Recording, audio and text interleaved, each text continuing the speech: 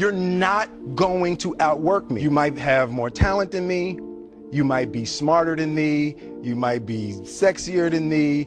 You might be all of those things. You got it on me in 9 categories. But if we get on the treadmill together, right, there's 2 things. You're getting off first, or I'm gonna die. It's really that simple. You're not going to outwork me. It's such a simple, basic concept. It's the guy who is willing to hustle the most is going to be the guy that just gets that loose ball. If you stay ready, you ain't got to get ready. The separation of talent and skill is one of the greatest misunderstood concepts for people who are trying to excel, who have dreams, that want to do things. Talent you have naturally. Skill is only developed by hours and hours and hours of beating on your craft. There's no easy way around it. No matter how talented you are, your talent is going to fail you if you're not skilled. You're not going to outwork me. I want to represent an idea. I want to represent possibilities. I want to represent magic, right? Make a choice. Like, you just decide what it's going to be, who you're going to be, how you're going to do it. Just decide. And then from that point, the universe is going to get out your way. I want to represent possibilities. I want to represent the idea that you really can make what you want. We didn't grow up with the sense that where we were was where we were going to be. You know, we grew up with the sense that where we were almost didn't matter because we were becoming something greater. Greatness is not this wonderful, esoteric, elusive, godlike feature that only the special among us will ever taste. You know, it's something that truly exists in all of us. Very simple. This is what I believe, and I'm willing to die for it.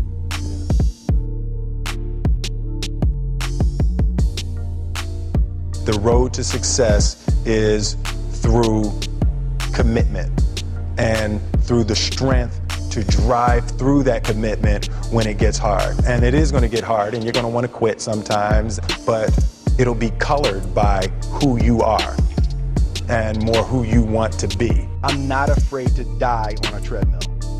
I will not be outworked, period. He who says he can and he who says he can't are both usually right. The way to improve lives is to continually improve yourself. Good people have to get out of the bed every day and try to empty the ocean with a ladle. To have the level of success that I want to have, it's difficult to spread it out and do multiple things. You know, it's in order to be world class, and I've made a decision, I want to be world class. And it takes such a desperate, obsessive focus to excel on the level that I want to make movies. We are who we choose to be.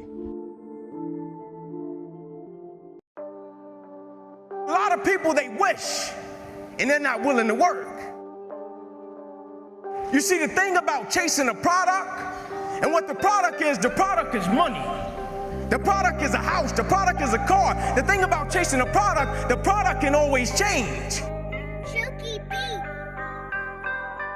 And if your performance is always based upon the product, what happens when the products change and you don't take pride in what you do? But the thing about loving the process, everybody wants the prize, but nobody loves the process. Everybody wants to be a champion, but nobody's willing to put in the work that it takes to be a champion. Everybody wants to hold up the trophy and say, man, I did it, but nobody's willing to put in the work that it takes to do it. I love the process. I love the thought of working for what I want. I firmly believe you're never supposed to wish for it more than you're willing to work for it. Your expectations never supposed to exceed your effort. But a lot of people, they wish, and they're not willing to work. And the great thing about life has a funny way of testing all of us and seeing how bad we really want what it is that we say we want. Because the thing I know about people, people can talk the talk. And people do it very well. But life is going to hit you with a certain level of opposition. Life is going to hit you with a certain level of adversity. And life is going to say to you, you said you wanted it, now let's see how bad you really want it. But the great thing about it, if you love the process, when opposition and adversity hits, you will have a way of embracing it and using it, not only for yourself, but you will use it to make everybody that's connected to you stronger, because your vision has to be larger than yourself. If everything that you do is just about you and for your personal gain, something's gonna come up against you that's gonna be a lot tougher than you. And if it's just about you, the moment you hit it, you're gonna quit and give up every time.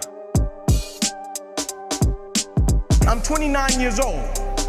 My mother got pregnant with me at 15 years old. I grew up on the east side of Atlanta, about 5 minutes away from where the Atlanta Braves play, in a neighborhood by the name of Kirkwood. Drugs, gangs, violence, you name it. And I came up in a 2-bedroom home, 14 people. And so as a kid, pretty quick, I had to make a decision of what I wanted to do with my life, because in that same house, I had 8 uncles, all 8 of which are still going in and out of prison until this day because they sold drugs and they were in gangs. And so I looked at it, and it's kind of like that quote that says, learn from the mistakes of other people because you can't make them all yourself. And so I saw them selling drugs, but I also saw the outcome. And so I said, I'm not selling drugs. I'm not joining a gang, because I see where that road leads to. Either I'm gonna end up dead or in prison. I said, so my best bet may be to go to the NFL. And so I went to my cousin by the name of Timon. I said, listen, man, I wanna go to the NFL. I feel our family deserves a better way of life. Let's work for it. You see, most nights after practice, everybody would leave to go home. And I always had to sit in the park because my mother worked at Wendy's. And my mother didn't get off work till about 10 o'clock, 10:30 most nights. And I'll be sitting there in the park, and I loved it. I didn't want anybody to take me home, because when I went home, I was sleeping on the floor with roaches and rats. And so anytime I got in solitude to dream, anytime I got in solitude to think about what I wanted to do for my family and my community, I took advantage of it. And so most nights, I'll be sitting there in the park, and I'll be looking up at the lights. And I'll be envisioning myself doing things in the NFL, envisioning myself doing things for my community. And just as the lights would always go out, my mother, she would pull up, and she used to drive an old Buick Regal. Hubcaps off the car seats torn up, the car was all beat up. And she would pull up and she would put the car in park. I would always hop up, I would run over to my mother, I would give her a hug and a kiss. And I would say, Mom, if you don't mind, can you please sit back in your car? I have to do some extra drills, I have to go to the NFL. She would never have to work another day in your life. And I knew she was tired. And every night my mother would say, sure, Ink, and she would sit back in that car. Those car lights would hit that field, and here you had a 7-year-old kid doing backpedaling drills, running sprints, running laps, chasing his dream to go to the NFL. And just beyond those car lights, I could always connect with my mother's eyes. And so it made me dig a little bit deeper, it made me push myself a little bit further, it made me work a little bit harder. I live by this thing called the harder you work, the harder it is to surrender. You see, the reason people quit, they don't take pride in what they do. The harder you work, the harder it is to surrender. And I'm not just talking about business, I'm talking about winning simultaneously in every aspect of life. I'm not concerned with a person that does well in one aspect of their life and they can hang their hat there and say, man, I made a lot of money. You made a lot of money, you're a public success, but you're a private failure. And one night my mother couldn't pick me up, and she called Coach Trey. She said, Coach, I can't make it tonight. Can you please take Inky home? And so he put me and about 8 guys in the back of his pickup truck, and he said, Inky, I'm gonna drop you off last.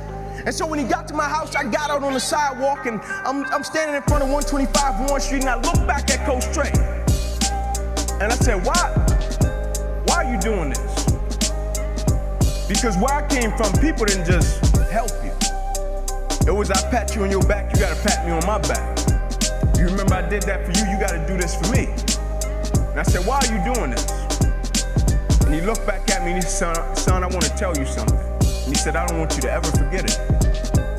He said, son, the more you make sure that somebody else's life is okay, God will always make sure that your life is okay.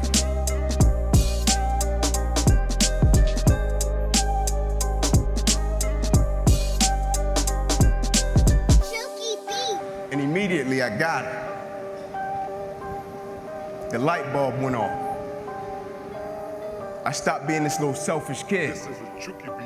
I stopped being like my 4-year-old son. And for the first time in my life, I stopped thinking everything was just about Inky Johnson, and I realized my existence on this earth is a lot bigger than me. I realized my lineage and my family, when I step outside of my door in the morning, what I represent is a lot bigger than me. And so the thing I had to understand, every day I woke up and everything that I was a part of, I first had to understand I was representing a lot more than myself. I first had to start living by 2 words, honor and legacy. And what I mean by honor and legacy, you honor the ones that paved the way for you.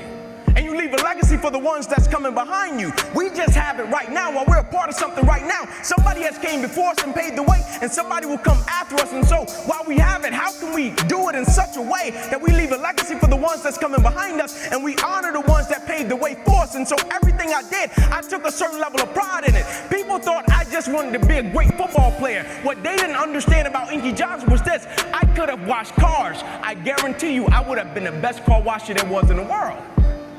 Because the thing I understood, I wasn't just representing myself. It wasn't just about me. Everything that I did, I shifted my mindset from me to we. Now I was operating with a spirit of collective character, meaning it didn't matter what I did individually. If I didn't represent my mother in the right way, it didn't matter. If I didn't represent my lineage in the right way, if I didn't represent my team in the right way, who cares what I did individually? I didn't care if we won a game and I scored 40 points individually. Who cared? I shifted from me to we. And so everything I started to do, I was thinking about my family, I was thinking about my community, and I was thinking about my friends in a different way. And I will never forget, I got to high school, and nobody in my family had ever been to college. They all dropped out, ended up in prison.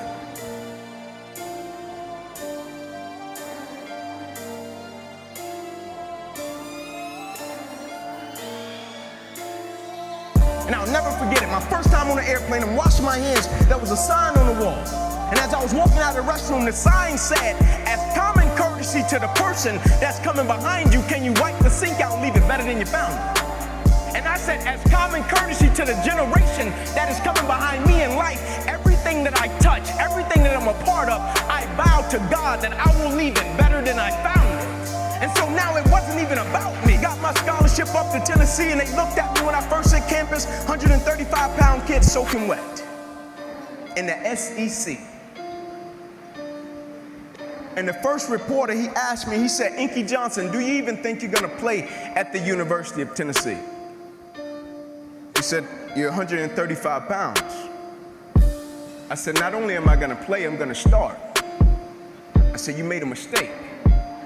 I said, "See, what you don't understand," and this is what most people do, they base judgment off of what they can see. But what they don't understand, the moments that make you who you are, the moments that they can't see. You see, anybody can be on their best behavior when somebody is standing over their shoulder, watching them, seeing if they're gonna do what they're supposed to do. He could see I came from Crim High School. He could see I was 135 pounds. He could see I was 5'9". He could see all of the stats. He could see all of that. But what he never saw was when I was in the park with my mother when I was 7 years old. She was sitting at Buick Regal at 10:30 at night. What he didn't see was every Saturday morning at 5:30, I was up running 2 miles to a fire station and 2 miles back home. What he didn't see was every time I slept on that floor with ropes and rats with my cousins, I got up every morning, went to school, and never made one excuse. What he didn't see was on Christmas Eve when a guy came through me and my cousin's window, and he stuck a 9mm and a 45 in both our face and took all of our Christmas gifts, and we had to stand on the curb, and our mother told us, "Y'all just be grateful." He didn't see that. And those were the moments that made me who I am. And so now his opinion didn't matter. His opinion would never become my reality. And my freshman year, I played special teams. Sophomore season came, broke the starting lineup. Finally made it to the point in my life where I felt as if everything in my life was lining up. Watching the California Bears, and my defensive backs coach, Larry Slade, came in the room. He said, "Inky Johnson, I got some good news for you." And I dropped the clicker, and I said, "Coach, what is it?" He said, "Son, you're a projected top 30 draft pick." He said, "All you have to do is play these next 10 football games. You're an automatic multi-millionaire." I ran out of the room. I got on the phone. I called my mother and my grandmother. I said, "Listen," I said, "after this season, we would never struggle." I said, "We would never miss another meal." I said, "After this season, our lives are about to change forever." And little did I know our lives were really about to change. This is a Chucky Beat production. Everybody wants to be a champion, but nobody's willing to put in the work that it takes to be a champion. Everybody wants to hold up the trophy and say, "Man, I did it," but nobody's willing to put in the work that it takes to do it. I love the process. I love the thought of working for what I want.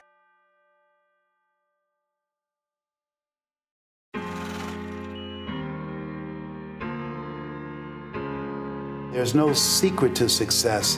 There's a system to success. This is a Chucky Beat production. And no matter what organization you become a part of, the system works if you work it. If you don't work it, it won't work. But it works if you work it. And that's one 4-letter word: that most people don't like. They're not willing to work.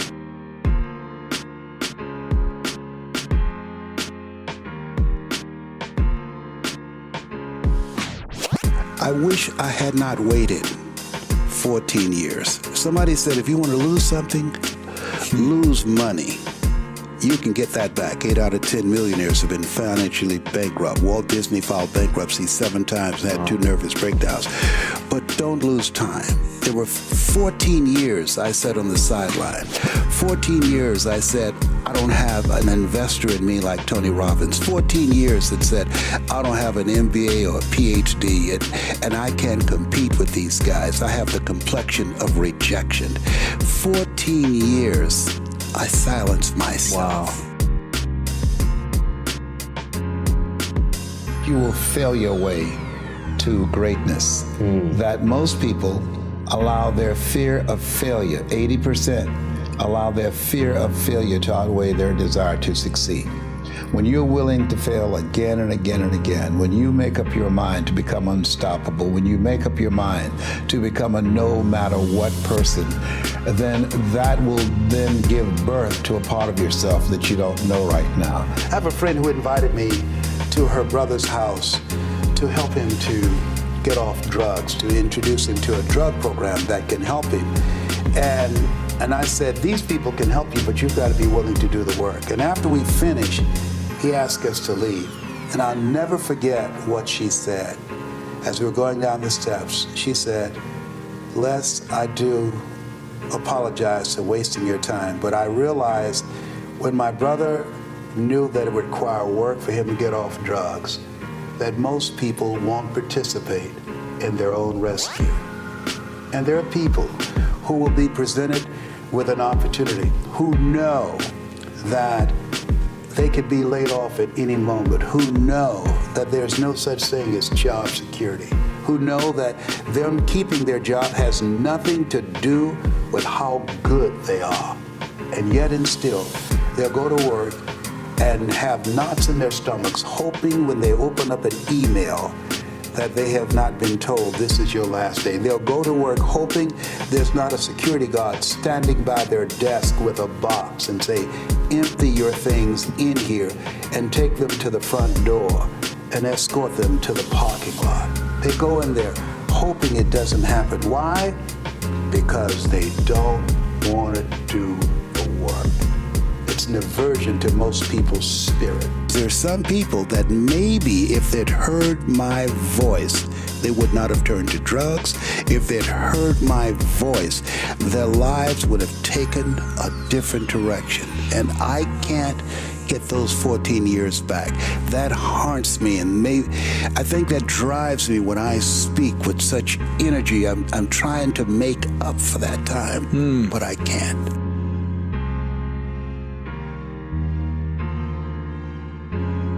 There's no secret to success. There's a system to success. And no matter what organization you become a part of, the system works if you work it.